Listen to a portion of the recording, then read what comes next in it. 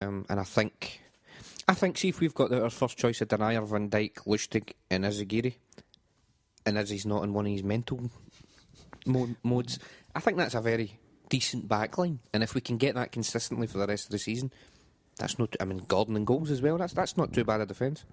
And I don't want to sound like the 90-Minute Cynic podcast bleating on, but Mulgrew's been out, and I think that actually has a huge impact on our defence, because Bitton compared to Mulgrew in front of those players, the number of slack passes and times where he's just out of position compared to Bitton, who's just doing it consistently and takes the pressure off the back four as opposed to putting pressure on.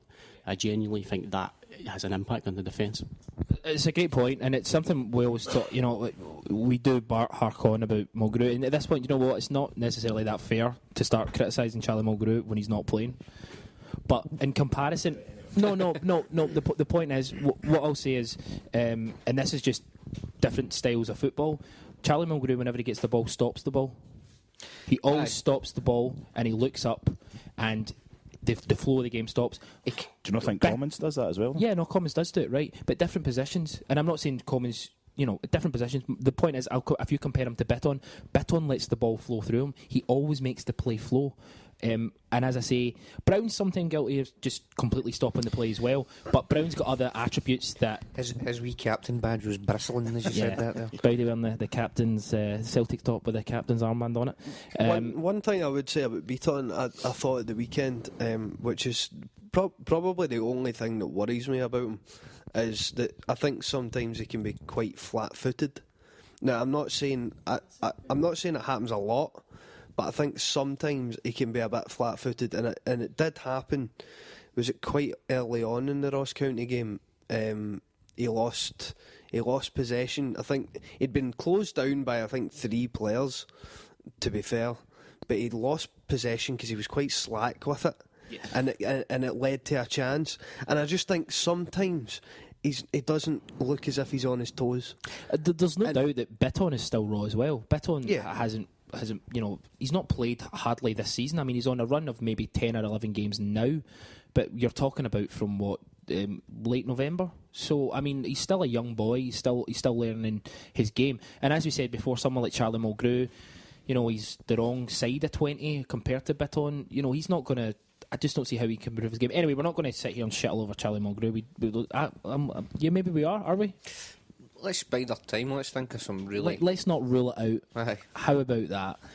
Because that if we stop slagging him off now, we've got 6 weeks of not being able to slag him off. Listen, we need to be consistent here. We've been called out for slagging him in the past. See if we start being positive about him. We're going to be called sellouts. That's a very true statement. Anyway, really important news. Who had the best hairdo, do you think, at the game on Saturday? And what sort of gels or sort of pastes would you, as hairstyle fans? I quite appreciate Virgil's when he takes that band off his hair. He never takes it off intentionally. No. When he gets tripped or fouled or something. It did kind of come loose during the Ross County game and kind of caught a glimpse. I think it looks worse when the hairband comes off. I think it looks better with the hairband on. Do you think it's kind of like Rastafarian? I think that's maybe what he wants it to be like, but I don't know about that. But before we move on, Chris Sermanni said the name. My heart jumped a beat when I heard it. Michael Lustig. His performance, some would say cameo against Motherwell.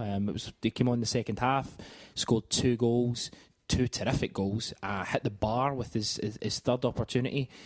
I mean, I know we joke and stuff, and he is injury prone, but Bryan, how key a player is Mike Lustig, and how much better do we play with him in the team? It makes a huge difference when he's playing. The only problem is he doesn't play often enough, and I love Michael Lustig, but you fear he's not going to last 2-3 games in a row, and I don't know why, because he's not, what is he, mid-20s or something? Yeah, he's mid-20s, 27. The amount of games he's missed for Celtic is just horrendous, but he's a tremendous footballer. He really is. And he makes such an impact. Just to clarify, what would you do to Michael Lustig if you were given the opportunity? That question can mean whatever you want. Firstly, we'd go shopping early doors, and it's probably the Friday. Would you buy pink bow ties? I'd certainly take the day off. You couldn't just have a half day for that. Can't have a half day. We'd have some lunch. Then we'd go shopping. I'd foot the bill. We get some nice, terrific clothes. We get our hair just done. to show you're not all about the money. Absolutely, and I'm not. That's classy. Yeah. Then we'd get some nice, we'd get some nice clothes. We'd go back to mine. We'd watch some like, I don't know, football or something. I'd let him talk me through Serie A on VHS. Absolutely, 1990 Serie A. We'd do a podcast, Chris and Mick. We'd get changed, we'd go for some dinner, and then, to be honest, I don't know. At this point, the night's hours, we'd go, maybe South Side, West End. It'd be terrific. That sounds like a pleasant day. It really does. It really does. And the jeans would have holes in them at the knees. Yep. We might get tattoos. Yep. Anyway, so Celtic are top of the league. If we win our game in hand, we go 6 points clear. Aberdeen seem to be shiting it a wee bit. To be expected, or... Ever since their players came out and said all the pressure's on Celtic, they've absolutely bottled it. It's not really fair. I mean, they're unbeaten in 10 games. Do you know... Who's that? Stoke? That's called Bojan. He's starting to put them in, certainly. It's against Rochdale, but still. So you have a little bit of sympathy for Aberdeen? Well, I think it was the same as us when I think we drew with Ross County and Dundee United beat us. We just came off the back of, 8 wins in the spin or something. In terms of form, Aberdeen are still really in fantastic form. They're obviously not going to be able to keep the win streak up for so long, but yeah. Oh, that was a belter. That was a belter there, though. I think it's a little bit unfair. I mean, to go on a run like that for Aberdeen's fantastic, but I was joking a bit. I agree with you. Again, though, as Bryan does say, though, it was one of those where the media started punting Aberdeen as, they really could win the league and any sort of pressure on them, and they have, maybe not dealt with it the best way, and that's to be expected because they've never been in this position. So, I'm not judging them. They've made a great signing in Shinnie. Oh, the pre-contract. He's a terrific player, and I'm glad, as I said, I'm glad that he's a young Scottish player who's decided to stay in Scotland as opposed to go down to some Championship or League One team and just fade away and disappear. But they've lost. They've dropped 4 points in 30, which, as Sermanni said, it's just amazing run of form. And they haven't actually lost. I mean, they've drew 2 games. One of them they came back from 3-1 down. Yeah, and I think they were behind in. Was it Friday night they played as well? Mm-hmm. I think it is funny though because we're always looking, we're always asking for competition, and as soon as we come, we all kind of shite it just in case. Yeah. But it's been good actually looking for another team's score and actually hope they get beat. Whereas the past 2 seasons, it's not really. Any other game you're not really bothered with at all, but it makes it interesting. But isn't it a good sign though that it makes it interesting and you're getting that buzz even though it's not Rangers? Aye, completely. You know what I mean? It's another. That's the thing that I think a lot of Celtic fans and maybe some neutrals as well. It's not just Rangers; it's the challenge. Yeah. If the challenge is presented by Aberdeen or Dundee United or whoever, as long as there's a title challenge, things are exciting. Celtic fans and neutrals will get excited about an SPL or an SPFL title race, no matter who it is. It doesn't matter. It doesn't have to be Celtic and Rangers, which is brilliant for the game. Well, what we've always said is we just want a challenge, and the as thing long as we win at the end of it. Aye, you know what I mean? The thing that always held the other teams back was that they just could never get a consistent run against all the other teams in the league. They were expecting to lose against Celtic, but then they would lose against like Ross County or St Mirren or whatever, so they could never maintain a challenge. Whereas Aberdeen have done it, and they've just had a couple of wee blips, but I think they'll come back. We've been linked with Kim Boo-young, who's a player we were linked with before he signed for Cardiff. He's been released by Cardiff now, and it's a hotbed of talent.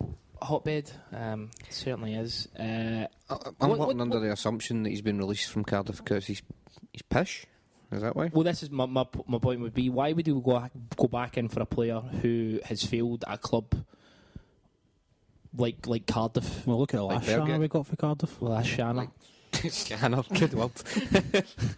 Like Berget, and then Tonev, who failed at Aston Villa. What we do is we're in the market for shite failures. players who failed at other clubs. Shite players who've turned us down Yeah. to sign for shite clubs and then become shite, and then we come in with the idea of polishing shite, but shite's this- still shite at the end of the day. This guy allows us to open up the Asian merchandise market again, So though. Peter Lawwell is sitting rubbing himself. Yeah, pretty much. I love that whole thing of, what we do is we'll use this player because he's popular in his country in Asia or whatever. And you know what? He is, but see, as soon as he leaves, nobody gives a fuck about us anymore. Do you know what I mean? Totally. So you sign him on a 2-year contract, rip the arse right out for 2 years, just punting loads of jerseys over there, and then go and waste the money on more rubbishy players that have been let go by Rochdale. Did you see that, off Celtic for a second, did you see that the Hamilton Accies chairman came out and knocked back a bid from West Ham for the left back? And it was because everything was agreed, but West Ham just hadn't bothered to get back to confirm the deal. And then they eventually get back after, a week late, and he just went, no, the deal's off, because you've not shown us respect. I thought that was great. 2 million it was as well. It was 2. He said it was 2 million straight up money, but with lots of add-ons. And now Sevilla after the boy. There's no way Hamilton Accies have turned down 2 million because the chairman's annoyed that West Ham. No. What it Never is get phoned them for a he knows that there's plenty of other bids from other people. Is the point? But West Ham were the first people to contact them, and they were the first people to actually put an official bid in. But they didn't show Hamilton the respect. Basically, they said they were coming up on the 1st of January, and then they said it was the 4th. Then they said it was a day after that, and then they never came back to them. So I like the fact he's kind of went, no, do you know what? There's other people bidding for him, so fuck yous. That's terrific. I feel like every week I'm coming with Hamilton Accies' latest ticket offer, but I see it for the next couple of weeks, or next couple of games at Getting least. with a ginger bottle or something. No. They are doing. I don't know if it's a family ticket as such, or if it's just what You can always get for your come money with in-depth research prior to Yeah, of giving course. out this information. One adult and 2 kids can get into the next couple of Hamilton Accies games for £20, and that's 3 tickets for £20. You're still £26 for a ticket at Parkhead for an See, that's adult, really good because and about you a need week to leave the ago, wains in the car. I contacted Accies about a week ago, and then took my time getting back to them for that offer, and they've told me I'm not allowed to go anymore. Is that supposed to be funny, Bryan? Jesus. Jesus Christ. But it's good that they're taking a stand. So, the county Celtic game at the weekend, there wasn't a lot going on. We won the game. Underline it, I guess. It's just... we're getting to the point now where these away games, specifically, we're winning by the odd 1 or 2 goals, and just not a lot to talk about, really. Ronnie's roars. We still all up for the dial of celebrating? Absolutely, and they were talking on the radio about how he shouldn't do it for crowd safety and all that on Sunday if Celtic win. And it was actually who was it that was hosting on Clyde the night? Jerry McCulloch. Jerry McCulloch actually said, but surely if the guy has been doing it every week against other teams, why on earth would he stop? Like, it's just daft. And it is just daft. I don't see anything the matter with it. That was a perfect example against Ross County, where standing in the pub watching it, I wasn't sure if he was going to do it after what was a pretty shite performance. But he did. And you could see that the fans were responding to it. They loved it. Everybody was shouting and getting involved in it.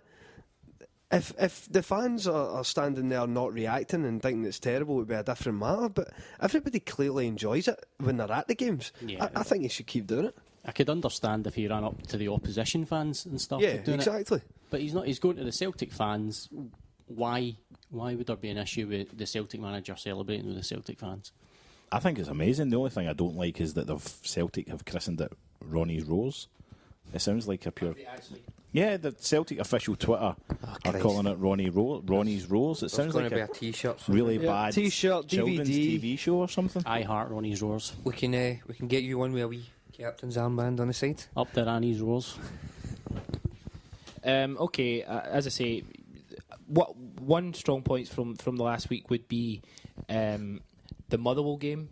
we but did very well. Ciaran, you were at that game? No, but you watched it, didn't you? What were your thoughts on the Motherwell game? I thought it was really good. I thought we